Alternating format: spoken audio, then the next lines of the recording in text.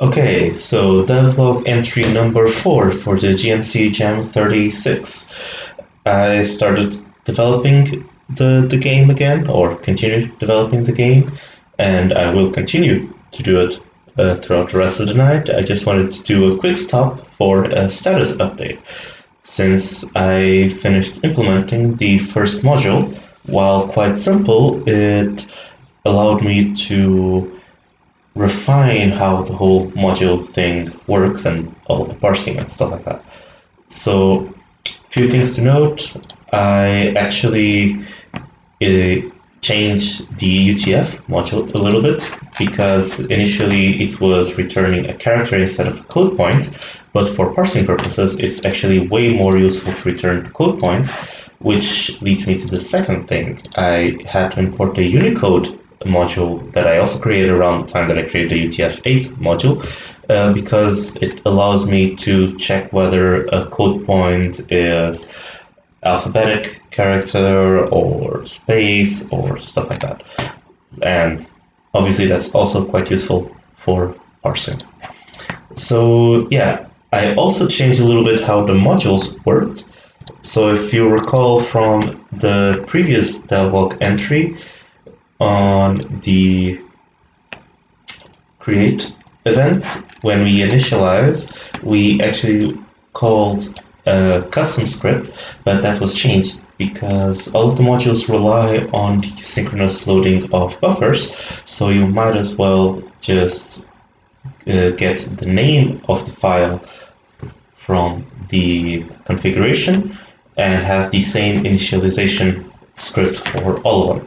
So if we actually go to the modules, we now have this module init, which just creates a buffer in the context and starts the synchronous loading of such buffer. And for the global state, we now have as the first argument the file name of the included file. And you might also note that we have the first module, which is the character names. So the character names are very simple. If you go here, you see it's just a 40 kilobyte file that all it has is 5,163 names, one per line. So as you might guess, parsing is just going through all of the lines and turning each one into a name in a DS list that's going to be stored globally. So we start by actually initializing the parsing context with some metadata that we need. We check when it ends. We actually delete the parsing context and keep only the list of the names that we parsed. And this is the main parsing scheme where we just ignore comments if they start with a hash sign, and we just parse whatever the line is if it's not a comment, stripping any illegal characters as we parse, so non-alphabetic, non-digits, or non-whitespace. And we also trim the string, which could be incorporated into the main parsing logic, but I didn't want to make it more convoluted. And string trim is kind of a somewhat common operation, I feel like, so I wanted to have a specific implementation for that one for now, but you might consider incorporating it further down the line. Also, this string trim is obviously a custom implementation, and it is fully Unicode aware. So we actually need to write the string out into a buffer, and then on the buffer we start by checking from the left side where it actually starts having non-whitespace characters and where it actually ends having non-whitespace characters, and we then just patch the buffer and read it, the whole string back without the initial and final whitespaces. So yeah, feature-wise, not a lot happened, but it's actually quite a lot of progress because it allowed me to refine a little bit more how the module system works. And if I click run, you'll notice that the loading takes actually a little bit of time to load all of those 5,000 names. But after a little bit, it should just give you the message that it loaded the names correctly. It seems to actually be taking quite a little bit longer now because of the recording. But yes, you can see all the modules were loaded. And actually, if we go to the store names script and we just add a breakpoint here, we should be able to see then the actual list in memory with all of the names.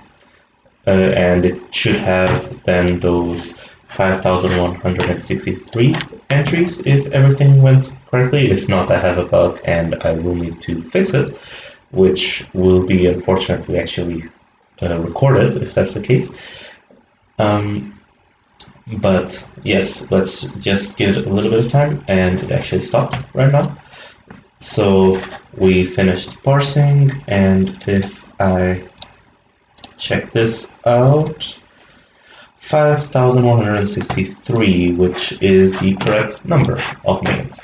So we can just open a bucket and we can see it has just a bunch of names, basically.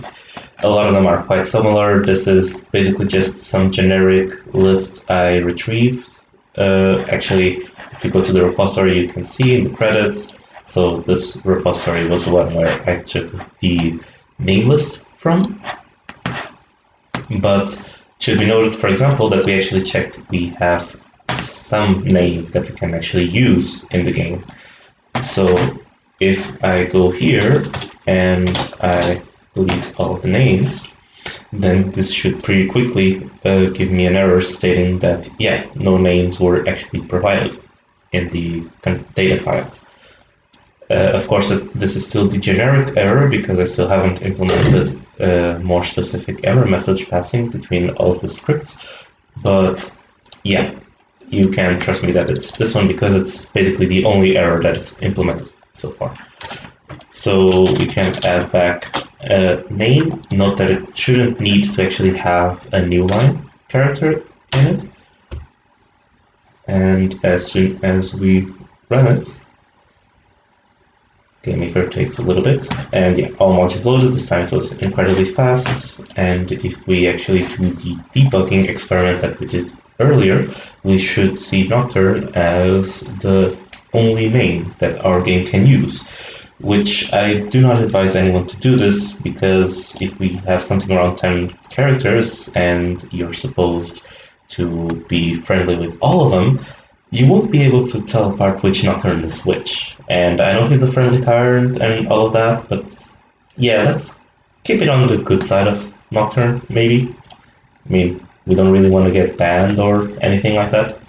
But yeah, this is the progress so far, and I will continue implementing some more modules and defining how all of the data actually should link to each other and the formats of each file and stuff like that. So yeah, see you guys on the next devlog entry.